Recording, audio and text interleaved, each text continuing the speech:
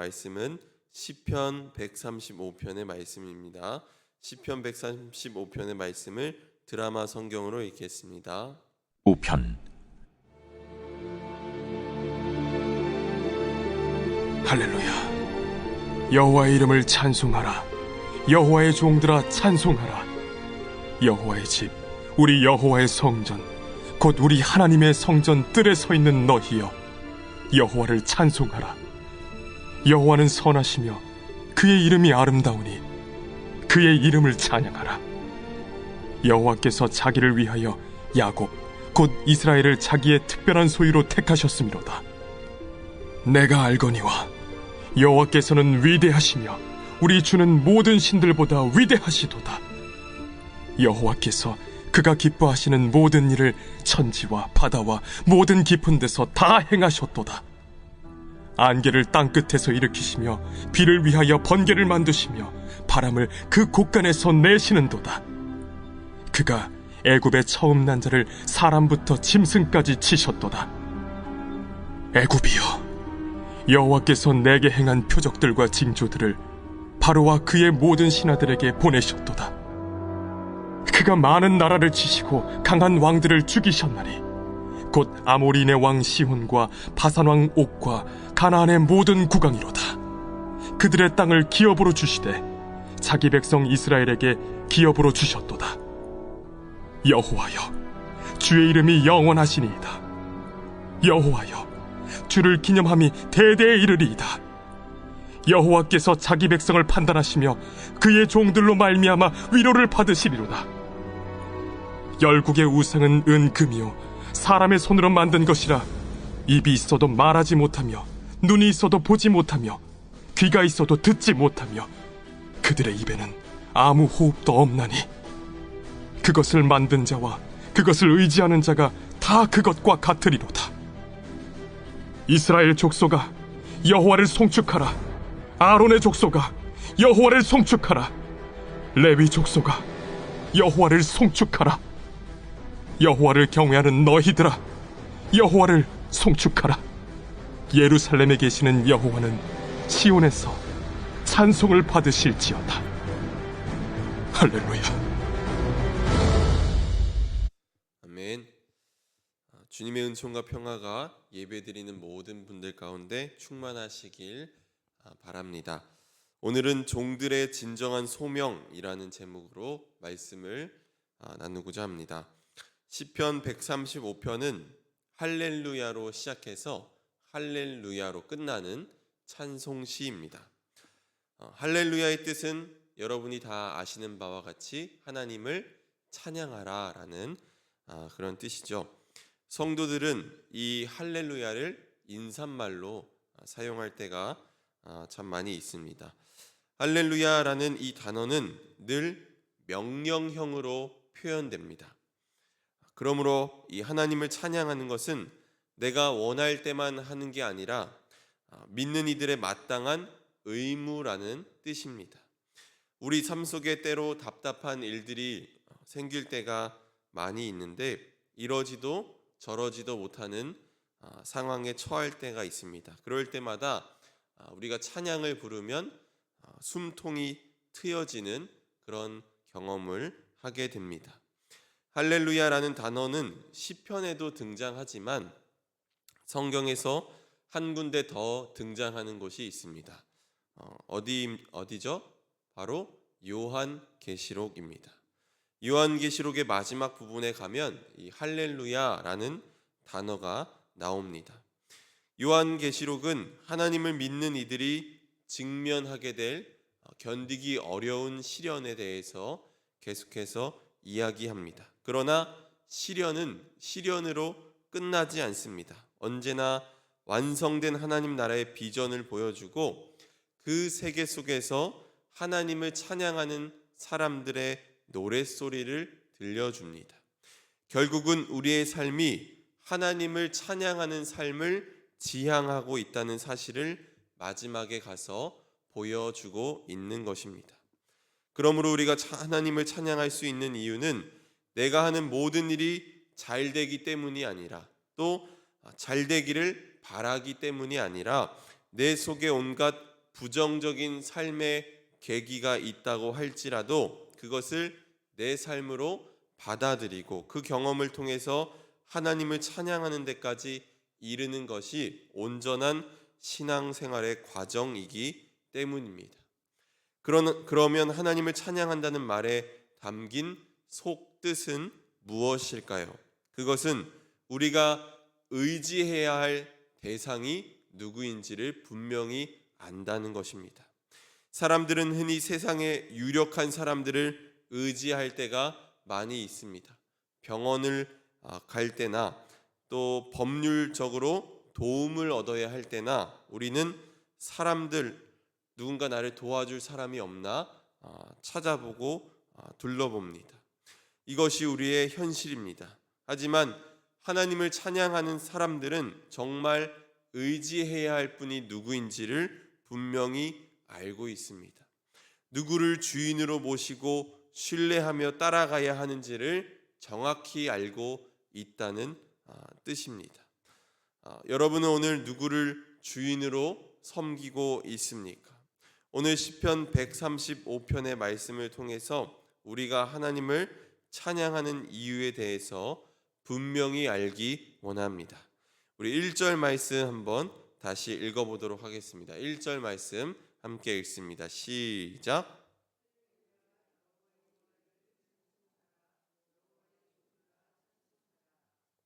네, 여호와의 이름을 찬송해야 할 대상들이 누구입니까? 바로 여호와의 종들입니다. 우리가 예수님을 주 퀴리오스라고 고백할 때 나는 그분의 종이 됩니다. 그런데 여기서 종이라는 것은 노예라는 의미도 포함되어 있지만 성경에서 말하는 종이란 더 깊은 의미를 담고 있습니다. 본래 정치적이거나 신분상의 종이라고 한다면 그 속에는 자유가 없습니다. 그런데 성경에서 말하는 종에게는 자유가 있습니다. 하나님이 인간을 만드셨을 때 인간에게 자유를 주셨습니다. 그래서 선악을 알게 하는 나무의 열매를 따먹을 수도 있고 따먹지 않을 수도 있는 자유가 있습니다. 어떤 사람들은 생각합니다. 하나님께서 뭐하러 이 자유를 주셔서 굳이 죄를 짓게 만드셨을까? 자유가 없었다면 죄도 짓지 않았을 텐데 라고 사람들이 생각할 때가 있습니다. 여러분은 어떻게 생각하시나요? 하나님이 우리에게 자유를 주신 까닭은 바로 우리를 사랑하기 때문입니다. 자유가 없으면 사랑도 없습니다. 내가 누군가를 사랑한다고 해서 너는 내가 원하는 대로만 해야 돼 라고 말한다면 그것은 사랑이라고 말할 수 없습니다. 그가 원하는 대로 하지 않으니까 그를 묶어놓고 다른 것을 못하게 만든다면 그것은 사랑이 아니라 집착이고 폭력입니다. 그러므로 자유가 없으면 사랑도 불가능합니다.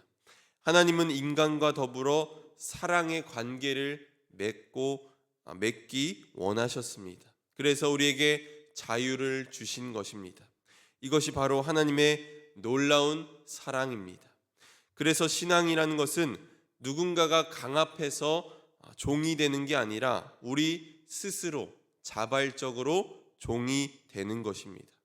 나라고 하는 존재가 얼마나 연약하고 작은 존재인지를 알기 때문에 하나님의 뜻이 내 안에서 이루어지기를 바라는 것입니다. 그렇기에 종들에게 요구되는 명령이 있습니다. 그것은 언제나 주인이신 하나님을 마음에 모시고 사는 일입니다. 하나님을 마음에 모시고 사는 이들은 여호와를 찬송하며 살아가는 것입니다. 저와 여러분이 언제나 주인이신 하나님을 마음에 모시고 늘 감사하며 찬양하며 살아가시기를 간절히 소망합니다. 135편 말씀에는 하나님을 찬양해야 하는 다른 이유에 대해서도 이야기하고 있습니다. 3절 이하에 나오는 것처럼 주님께서 선하고 또한 그의 이름이 아름답기 때문입니다. 또 여호와의 종들이 주님을 찬양해야 하는 이유는 주께서 그들을 특별한 소유로 선택하셨기 때문입니다. 이 특별한 소유라는 단어는 시내산 언약을 떠오르게 합니다. 출애굽기 19장 5절 말씀을 보면 세계가 다 내게 속하였나니 너희가 내 말을 잘 듣고 내 언약을 지키면 너희는 모든 민족 중에서 내 소유가 되겠고 라고 말씀하셨습니다. 그런데 여러분, 앞서 말씀드린 것처럼 하나님은 우리와 사랑의 관계를 맺고 싶어 하시기 때문에 하나님이 우리를 택하셨지만 하나님은 우리를 강제하지 않으십니다. 출애굽기 말씀을 자세히 읽어보면 하나님은 일방적으로 당신의 계명을 따르라고 강요하지 않는다는 것을 알 수 있습니다. 오히려 선택권은 백성들에게 있습니다. 하나님의 통치를 인정할지 말지를 결정해야 하는 주체는 바로 히브리인들입니다. 하나님은 이게 너한테 좋으니까 너희는 무조건 이 말씀을 따라야 해라고 강제와 억지가 없으십니다. 여러분, 출애굽기에 등장하는 히브리인들이 어떤 이들입니까? 자기 삶의 결정권이 없이 노예로 살던 이들입니다. 주인이 하라고 하면 하고 말라고 하면 마는 것이 그들의 삶이었습니다. 그런 이들에게 하나님은 자신의 삶을 선택할 기회와 자유를 주신다는 것입니다. 누가복음 15장에 나오는 탕자 이야기도 같은 사실을 보여줍니다. 아버지는 철없는 작은 아들이 자기의 몫을 가지고 떠나는 것을 허용합니다. 아들이 잘못될 것이 불보듯 뻔한데도 아버지는 마음만 아파할 뿐 아들에게 강제하지 않습니다. 그것은 아들을 존중하기 때문입니다. 그것은 아들을 사랑하기 때문입니다. 고통을 통해 스스로 배워야 성숙해질 수 있음을 알기 때문입니다. 요한계시록 3장 20절 말씀을 보면 볼지어다 내가 문 밖에 서서 두드리노니 누구든지 내 음성을 듣고 문을 열면 내가 그에게로 들어가 그와 더불어 먹고 그는 나와 더불어 먹으리라 라고 했습니다. 문을 열어야 하는 이가 누구입니까? 바로 우리입니다. 하나님은 인격적이신 분이시기 때문에 문이 열리지 않는다고 문을 부셔서 강제로 우리를 끌고 나오게 하시는 분이 아니십니다. 하나님이 인격적인 분이시라는 것을 여러분 기억하시기 바랍니다. 이렇게 우리에게 사랑으로 다가와 주시고 우리를 특별한 소유로 불러주신 하나님의 은총에 감사하고 찬양하며 사시기 바랍니다. 이어서 시인은 창조주 하나님의 위대하심을 찬양하고 또 이스라엘 백성들을 구원하신 구속자로서의 하나님의 위대하심을 찬양합니다. 그리고 마지막으로 우상 숭배하는 이들의 허무함을 비판하고 있습니다. 여러분, 우상이 무엇입니까? 우상은 아이돌이라고 하는데 이 아이돌이라는 말은 본래 없는 것, 헛된 것이라는 뜻을 가지고 있습니다. 그러니까 헛된 것을 숭배한다는 것입니다. 우상을 숭배하는 심리는 자기의 욕망이나 두려움 때문입니다.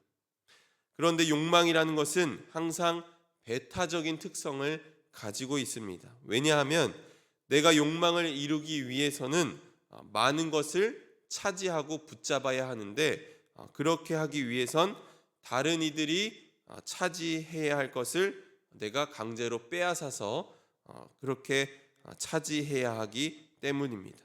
그렇기에 여기에는 다른 사람이 존재할 수 없습니다. 이웃이 존재할 수 없습니다. 나 혼자 사는 세상입니다. 그렇기 때문에 우상 숭배 문제가 무엇입니까? 바로 이웃 사랑에 실패하게 된다는 것입니다. 또 우상 숭배가 잘못된 이유가 무엇입니까? 우리는 두 주인을 섬길 수 없기 때문입니다. 우상을 숭배하면서 우리는 하나님을 주인으로 모실 수 없습니다. 오늘 우리 마음속에 우상으로 삼고 있는 것이 무엇입니까? 헛된 우상들을 섬기려는 마음을 내려놓고 그 마음을 하나님께 가져가시기 바랍니다.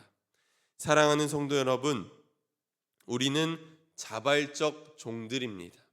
세상에 속절없이 끌려가는 사람들이 아니라 세상을 바른 길로 안내해야 할 책임을 맡은 자유인들입니다. 하지만 진정한 자유는 하나님의 마음과 깊은 일치를 이루었을 때 우리에게 주어지는 선물입니다. 베드로 사도는 베드로전서에서 이렇게 말합니다. 여러분은 자유인으로 사십시오. 그러나 그 자유를 악을 행하는 구실로 쓰지 말고 하나님의 종으로 사십시오 라고 그렇게 이야기하고 있습니다. 저와 여러분이 하나님의 종으로서 살아갈 때 어둡고 이 각박한 세상이 그리스도의 마음으로 인해 따뜻한 곳으로 바뀌어질 줄 믿습니다. 자유인들의 진정한 소명은 하나님을 찬양하는 일입니다. 참된 자유를 누리며 주님을 찬양하며 살아가시는 저와 여러분이 되기를 주님의 이름으로 간절히 축원합니다. 아멘. 함께 기도하겠습니다. 고마우신 하나님, 죄로 인해 죽을 수밖에 없는 우리를 주인과 종의 관계로 삼아주시니 감사합니다.